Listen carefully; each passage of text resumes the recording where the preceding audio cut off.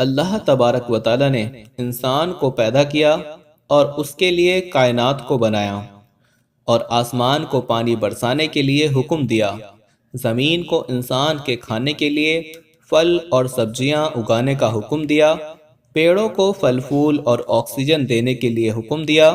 اس کے علاوہ اس کائنات کی ساری چیزوں کو انسان کے آرام اور خوشی کا سامان پیدا کرنے کے لیے مامور کر دیا، اور اس کے بدلے میں انسان کو حکم دیا تو صرف اور صرف توحید کے اقرار کا اور اللہ کی عبادت کا، اور 4 آسمانی کتابیں نازل فرمائیں، جن میں سے آخری آسمانی کتاب قرآن مجید ہے، اور قرآن کا عملی نمونہ رسول اللہ صلی اللہ علیہ وسلم کی سیرت طیبہ ہے۔ پیارے نبی صلی اللہ تعالیٰ علیہ وسلم تو اس دنیا سے پردہ فرما گئے، لیکن ان کی سنت اور قرآن ہمارے درمیان موجود ہے۔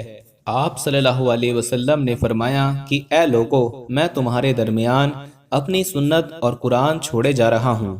دوستو، وہ شخص کتنا بدبخت ہوگا جو اس قرآن کی توہین کرے۔ اللہ تعالیٰ نے خود فرمایا کہ اس قرآن کو ہم نے نازل کیا اور اس کی حفاظت کا ذمہ بھی ہم پر ہے۔ تو دوستو، جس کا ذمہ خود اللہ نے لیا ہو تو اس قرآن کی بے ادبی کرنے والوں کے ساتھ کیا ہوگا، اس کا اندازہ کرنا بھی مشکل ہے۔ دوستو، آج جو واقعہ ہم آپ کے ساتھ شیئر کرنے چاہ رہے ہیں، یہ انتہائی دکھ بھرا ہے۔ ایک بدبخت عورت نے خود اللہ کے عجاب کو دعوت دی اور بے دردی سے قرآن کریم کے ورقوں کو پھاڑ کر آگ میں جلانے لگی۔ یوں اس بدبخت عورت نے اللہ کے کلام کی بے حرمتی کی اور قرآن پاک کو شہید کر دیا گیا۔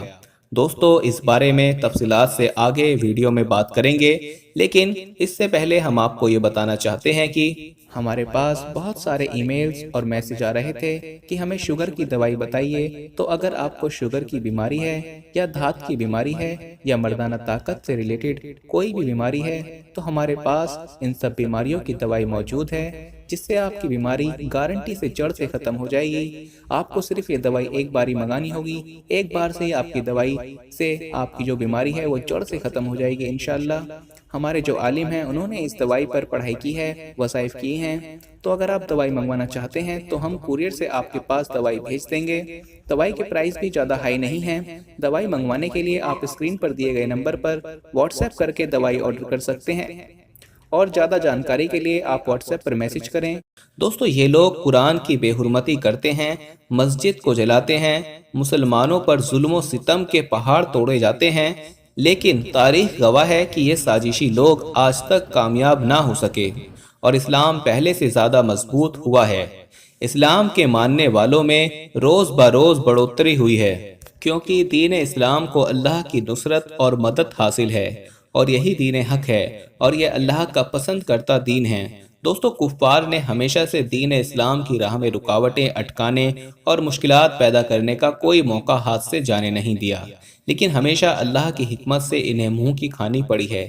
یہ لوگ سازشیں تو کرتے ہیں، لیکن یہ نہیں جانتے کہ اللہ کی سازش اور اللہ کی حکمت سب سے بہتر اور طاقتور ہے۔ دوستو، ان لوگوں کو یہ یاد رکھنا چاہیے کہ آج تک ہزاروں کوششوں اور ہتھ کنڈوں کے باوجود بھی قرآن پاک کے ایک لفظ، یہاں تک کہ قرآنی الفاظ کے اوپر موجود زبر، زیر اور پیش کو بھی تبدیل نہیں کر سکے، اور نہ ہی نقصان پہنچا سکتے ہیں، کیونکہ قرآن کی حفاظت کا ذمہ خود اللہ رب العالمین نے اٹھا رکھا ہے، اور وہ اللہ ان کی چالوں سے بخوبی واقف ہے۔ دوستو، اور اس کی وجہ یہ ہے کہ آج کا مسلمان یہ سب اپنی آنکھوں سے دیکھ کر بھی خاموش تماشائی بنا ہوا ہے۔ کیا مسلمان کی غیرت مر چکی ہے؟ کہیں مسجد کو شہید کیا جاتا ہے، کہیں قرآن کو نذر آتش کیا جا رہا ہے، کہیں مسلمانوں کو اپنے ہی گھروں میں، اپنی ہی سرزمین پر ظلم و ستم کا نشانہ بنایا جا رہا ہے۔ کیا ہم نے کبھی یہ دیکھا ہے کہ مسلمانوں نے کبھی کسی سکھ، عیسائی، یہودی یا ہندوؤں کی عبادت گاہ کو نقصان پہنچایا ہو، یا ان کی مقدس کتابوں کی بے حرمتی کسی مسلمان کی طرف سے کی گئی ہو؟ اگر دوستو میری طرح آپ کا جواب بھی نہیں میں ہے، تو پھر مسلمانوں کے ساتھ ایسا کیوں ہو رہا ہے؟ دراصل دوستو، یہ فیصلہ کرنے کی گھڑی ہے کہ ہم مسلمانوں پر آج یہ فیصلہ کرنا ہے کہ ہم اسلام کے نظریات کو برباد کرنے والوں کے ساتھ کھڑے ہیں، یا پھر یہودیوں کے پھیلائے اس جال کو بھاپ کر اس سے بچنے والوں کی صف میں شامل ہیں۔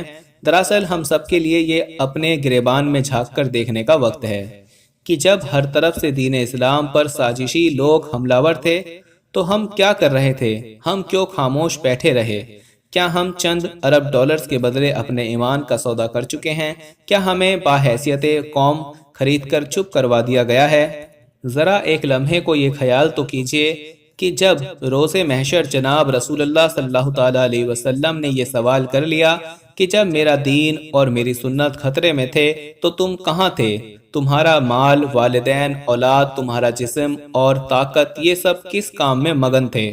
دوستو، ہمیں اس وقت سے ڈرنا چاہیے کہ اگر اس سوال کے جواب میں ہمارے پاس کوئی جواب نہ ہوا اور اللہ کے حبیب ہم سے ناراض ہو گئے تو روز محشر ہماری شفاعت کرنے والا کوئی نہ ہوگا۔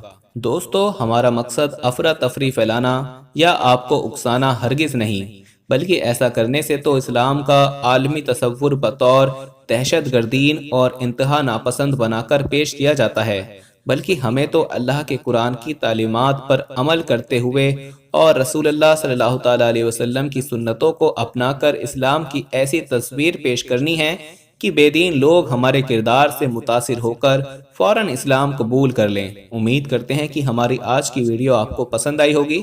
اگر پسند آئی ہے تو اس کو لائک کریں اور ہر جگہ شیئر کریں۔